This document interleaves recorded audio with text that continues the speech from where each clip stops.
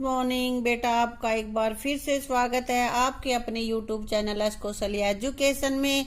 और आज बेटा हम पढ़ रहे हैं प्रवेश अध्ययन 5वीं क्लास की और उसका 5वां लेसन खराब न होने दें। कि चीजों को हम खराब न होने दें, उसके कैसे खराब होने से हम बचाएं, ये सब इस पाठ में हम पढ़ेंगे। मेरी 2 दिन की छुट्टी, 2 दिन की छुट्टी है मेरी, 2 दिन की छुट्टी, 2 दिन की छुट्टी। बच्चे खुश होते ना, अरे 2 दिन की छुट्टी हो गई, 2 दिन की छुट्टी हो गई, 2 दिन मजे करेंगे, है ना। रोमा ने घर पहुंचकर माँ को बताया। खुशी खुशी में वह अपने स्कूल बैग से टिफिन निकालना ही भूल गई। सोमवार को जब वह स्कूल जाने के लिए तैयार होने लगी तो उसे याद आया कि टिफिन तो बैग में ही रह गया। अब जब वो स्कूल जाने लगी लंच डलवाने के लिए, तब उसको ध्यान, अरे ये तो टिफिन इसी में छोड़ दिया था हमने, बैग में ही। उसकी माँ ने धोने के लिए टिफिन खोला तो देखा कि बची हुई रोटी पर रुई जैसे हरे रंग की कोई चीज लगी हुई थी। उसमें से दुर्गंध भी आ रही थी। तो रोटी पे हरे हरे रंग की फफूंदी लग जाती है ना। फफूंदी क्या होती है, ये जो बता रहा है कि रुई जैसे हरे रंग की कोई चीज लगी है, उसको हम फफूंदी ही कहते हैं और उसमें गंदी स्मेल भी आती है। अब ये कह रहा है कि बची हुई रोटी किसको दी जा सकती थी। अब वो रोटी तो बचा के लाई, 2 दिन बैग में पड़ी रही, उसके फफूंदी लग गई, बेकार हो गई ना, तो उसको किसको दे सकते थे। या तो बेटा बची हुई रोटी थी वो गाय को दे देते, या फिर कुत्ते को दे देते, किसी भी जानवर को दे देते, या उसी समय जूठी नहीं थी तो उसको खा लेते, है ना। इस तरह से बेकार नहीं जाती वो। क्या तुम्हारे टिफिन में भी कभी खाना बच जाता है, और यदि हाँ तो उस खाने का तुम क्या करते हो। मैंने डॉगी पाल रखा है, मैं तो उसको खिला देता हूँ। कोई खुद खा लेता होगा घर आने के बाद। अगर अच्छी रोटी है तो उसको खा सकते हैं, बेकार क्यों करें हम, है ना बेटा। क्या तुम भी कभी रोमा की तरह खाने की कोई चीज रखकर भूले हो। क्या चीज थी और उसमें क्या बदलाव आया। अब तुम्हें देखना है कि तुम भी कभी भूले हो क्या, ऐसे ही टिफिन में जैसे कुछ रख दिया, या घर पे कोई चीज छुपा के रख दी, कोई और ना खा जाए और फिर वो खराब हो गई हो, है बेटा। वो तुम्हें बताना है। एक रोटी का टुकड़ा लो, इस पर पानी की कुछ बूंदे डालो और उसे ढक कर रख दो। 5-6 दिन के बाद देखो इसमें क्या बदलाव आया है। ये प्रयोग है, तुम्हें करके देखना है। अपने घर में बहुत बड़ी रोटी को खराब मत करना। एक छोटी रोटी लेना, 1/4 हिस्सा ले लेना, उसको हल्का हल्का नमी डाल देनी है, उस पर बहुत ज्यादा गीला नहीं करना है, और फिर उसको रख दो। और फिर ये देखो कि 5-6 दिन के बाद उसमें क्या होगा। गीली होनी चाहिए, सूखी होगी तो कुछ नहीं होगा, लेकिन थोड़ी गीली हो जानी चाहिए। उसके बाद उसमें देखना कि क्या होगा। अब तुम्हें देखा होगा कि उस पे क्या होगा, रोटी पर क्या दिखाई दिया। रोटी पर फफूंदी की परत जम गई, जैसे उसके टिफिन में जमी थी ना, ऐसे ही खाने की और किन चीजों पर तुमने ऐसी परत देखी। ऐसा और भी किसी के साथ हो जाता है। अगर हम ये ब्रेड है जो डबल रोटी जिसको बोलते हैं, अगर रख देते हैं तो उस पे, या अचार में कई बार कहते हैं ना अचार खराब हो गया तो उसके ऊपर फफूंदी आ जाती है नमी की वजह से। तो ये फफूंदी होती क्या है ये हम देखते हैं। रोटी पर हरे रंग की ये परत एक प्रकार की फफूंदी है। इसके बीजाणु हवा में रहते हैं। छोटे होने के कारण हमें दिखाई नहीं देते वो, लेकिन नमी में ये अधिक सक्रियता से पनपते हैं और हरे रंग के रूप में दिखाई देते हैं। तो जो हरा हरा दिखाई देता है फफूंदी में, वो फफूंदी बीजाणु से बनती है और वो नमी में अपना कलर दिखाना शुरू कर देते हैं, वैसे हमें दिखाई नहीं देते। क्या तुमने कभी भोजन को चख कर उसके खराब होने का अनुभव किया है। यदि हाँ तो किस भोजन का। क्या तुमने कभी किसी भोजन को खाया है, वैसे नहीं पता चला और खाने के बाद पता चलता है कि हाँ वो खराब हो गया। तो क्या खाया तुमने बेटा, खा के देखा होगा ना कभी। तो रोटी स्मेल आती है, वो तो सूंघ के हो गया। खाने से किसका पता। कई बार हम दूध पीते हैं और वो खट्टा हो जाता है, तो वो खराब हो गया, तभी खट्टा हो जाता है ना। या फिर कोई सब्जी खाते हैं और वो उसमें अजीब सी टेस्ट हो जाता है, सेम जो टेस्ट नहीं होता वो खराब ही हो जाता है। तुमने भी ऐसा देखा होगा, कोई भी जो भोजन तुमने ऐसा खाया हो जो खाने के बाद पता चला हो कि वो गंदा हो गया है, उस टेस्ट सही नहीं है, उसका नाम लिखना है। क्या रसोई घर में रखी चीजें भी खाने की चीजें खराब हो जाती हैं, कब और कैसे। तो बेटा ये थोड़े बड़े क्वेश्चन हैं, इनको मैं बाद में तुमसे लिखवा के, और जब तुम नोटबुक में उतारना, बाद में लिख के दूंगी, ठीक है। अब आगे चलते हैं। बहुत से ऐसे लोग भी हैं जिन्हें भरपेट भोजन नहीं मिलता।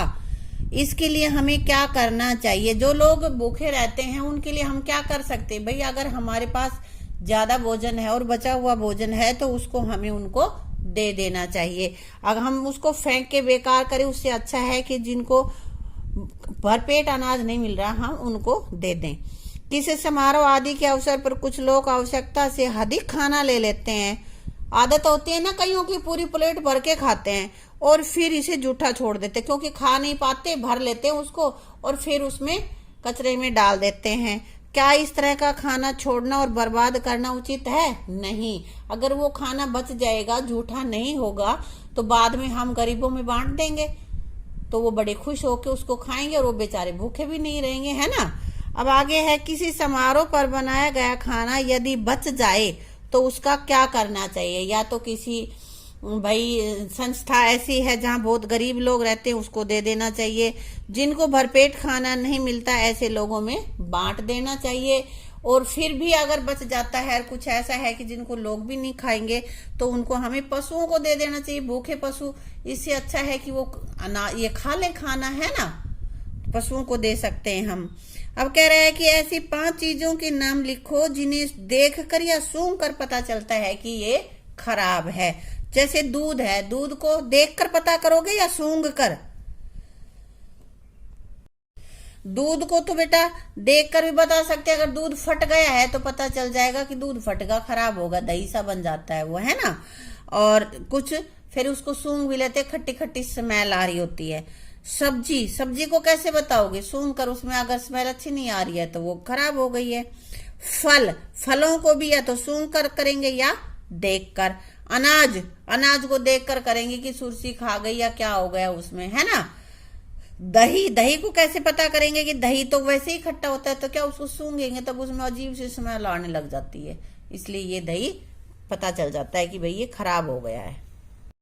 अब बेटा नीचे ना कुछ खाने की चीजों के नाम लिखे हुए हैं, उनमें से उन चीजों दी गई चीजों में से खाने की चीजें छांटो जो हम रोजाना लाते हैं। तो इनमें से रोज लाने वाली चीजें हमें देखने, केला, प्याज, गेहूं, चने की दाल, बेसन, गुड़, पपीता, आलू, दूध, चीनी, तेल, पनीर, आटा, पालक, चावल। इनमें से जो रोज लाते हैं वो लिखने। रोज लाने से मतलब जो ज्यादा अगर हम इकट्ठी ले आए तो खराब हो जाएंगी, इसलिए उनको हम हर रोज लेके आते हैं। तो कौन सी चीज ऐसी है? केला ज्यादा दिन नहीं चलता ना, तो केला खराब हो जाता है। प्याज तो हम स्टॉक कर सकते हैं। उसके बाद पपीता भी जल्दी खराब हो जाती है बेटा, है ना।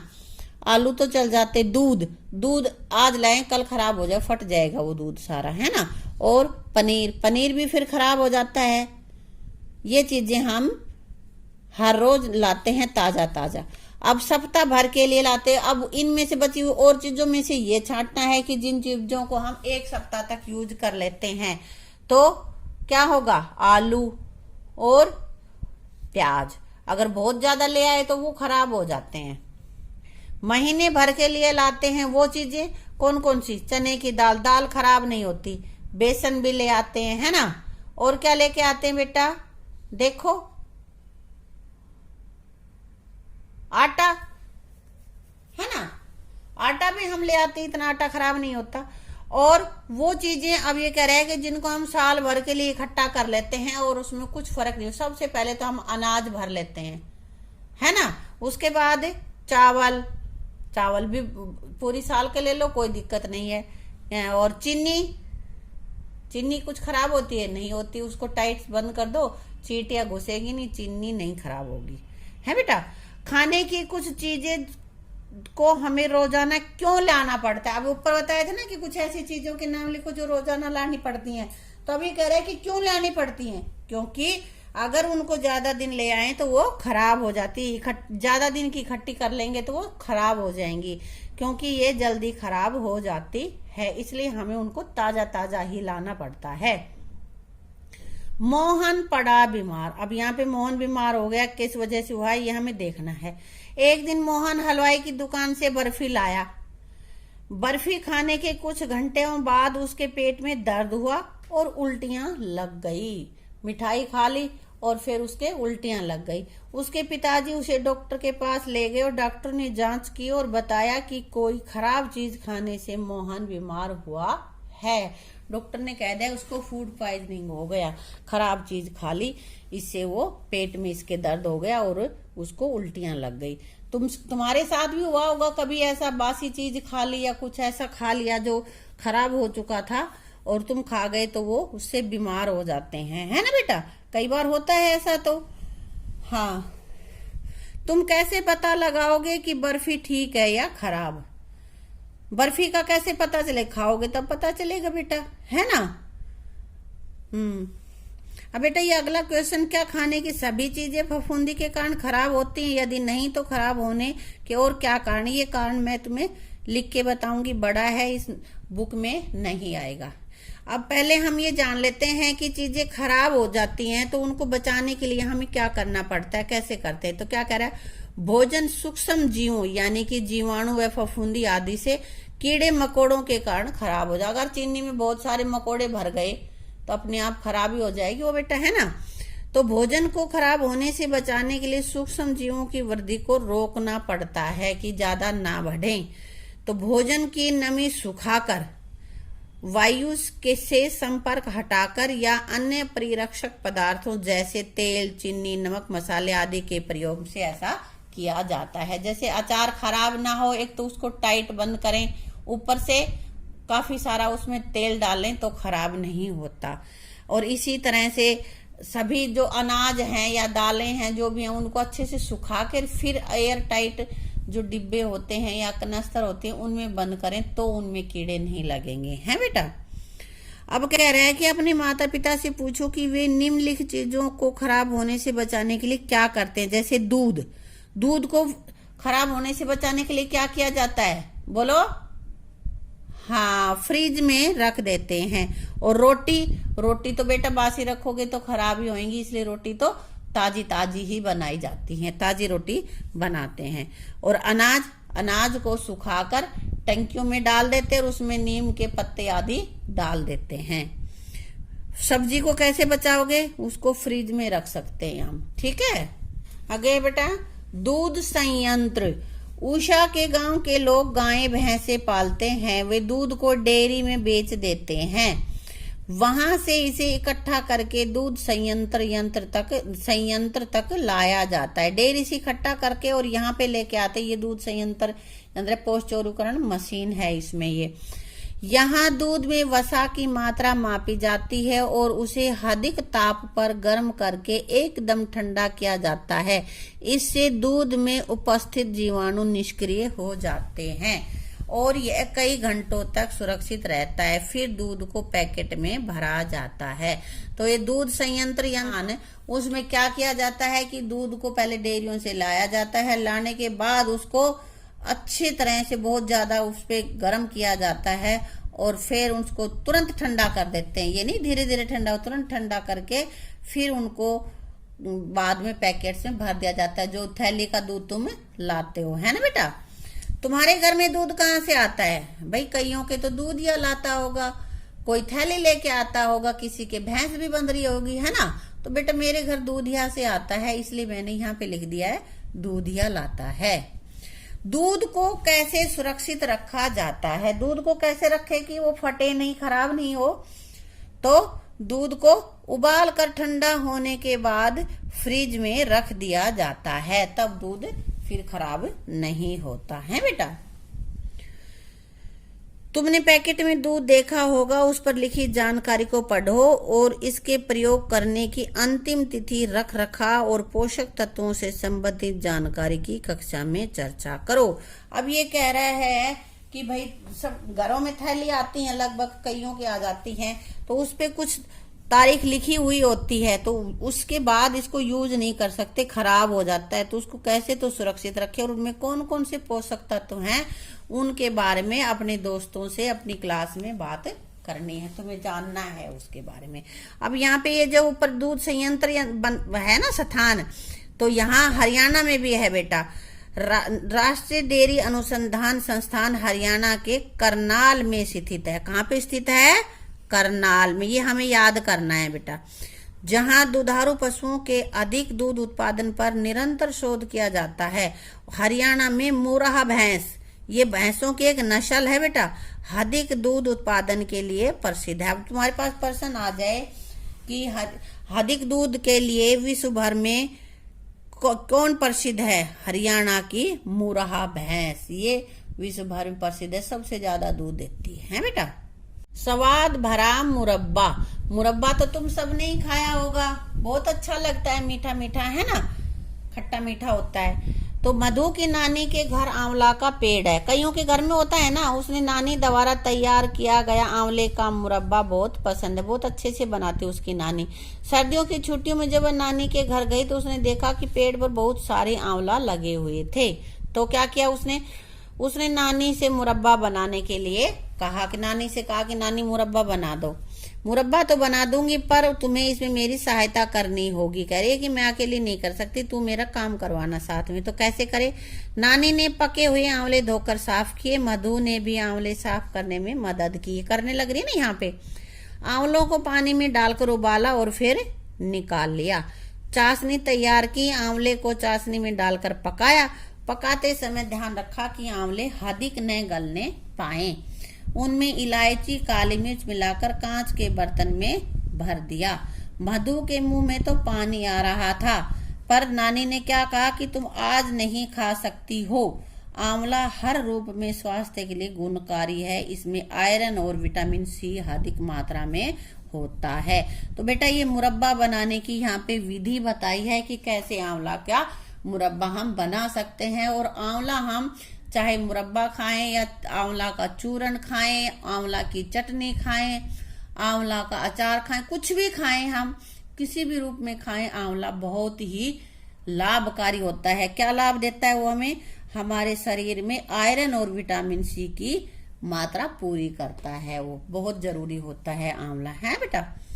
किन किन फल सब्जियों का मुरब्बा बनाया जाता है? आंवले का मुरब्बा भी बनाया है, तो अब और किन सब्जियों का हम मुरब्बा बना सकते हैं? किसका? गाजर का, आम का, आंवला का और सेब का।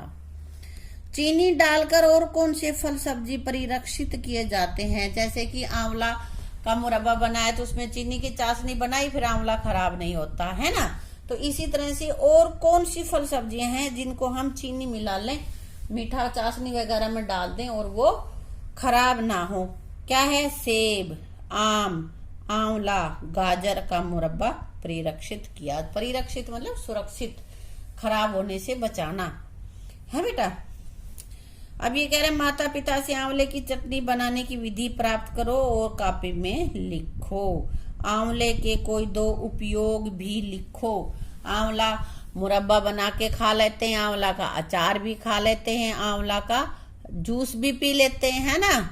कोई भी 2 तुम लिख सकते हो। और ये चटनी बनाने की विधि तुम्हें अपनी मम्मियों से पूछ लेनी है और अपनी नोटबुक में लिखनी है। मुरब्बा बनाने की विधि हमने पहले बता दी है, ठीक है बेटा।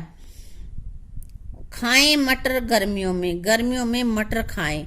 तो ये कह रहा है कि आज 20 जून को स्कील के जन्मदिन पर उसके अब्बू बाजार से पैकेट बंद मटर लाए। तो आज उसका जन्मदिन है, मटर पनीर बना रहे होंगे भाई, तो वो मटर लेके आए हैं और वो पैकेट बंद है, खुले वाले मटर नहीं है जिनको छील कर बनाए। स्कील मटर देखे और अम्मी से कहा ये तो सूखे से हैं। तो उसने देखा कि ये मटर तो गीले नहीं है कि सूखे हैं, इन पर बर्फ भी जमी हुई है। अम्मी बोली स्कील ये पानी में डालने से ठीक हो जाएंगे। स्कील ने देखा कि पानी में डालने के कुछ देर बाद ही वो फूल गए। पौष्टिकृत करे हुए थे ना वो। मटर के अलावा और कौन सी सब्जियों या फलों को कम तापमान पर लंबे समय तक सुरक्षित रख सकते हैं? तापमान ज्यादा होगा तो बेटा खराब ही हो जाएंगी, लेकिन तापमान कम होना चाहिए। कौन कौन से हैं? आलू, प्याज, सेब आदि। आलू, प्याज, सेब वगैरह हैं, इनको भी हम रख सकते हैं। आदि का मतलब इसी तरह की और भी कुछ सब्जियां। पका हुआ भोजन किस मौसम में जल्दी खराब हो जाता है और क्यों खराब हो जाता है? गर्मी में, गर्मी के मौसम में खराब हो जाता है क्योंकि गर्मी के मौसम में जीवाणु तेजी से पनपते हैं और भोजन खराब कर देते हैं। गर्मी में, चौमासे में जल्दी खराब हो जाते हैं। ताजा मटर के दाने लो, इनमें से कुछ दाने फ्रिज में रखो और कुछ दाने बाहर रख दो। ये तुम्हें करके देखना बेटा, घर में घर का काम है, प्रैक्टिकल है ये।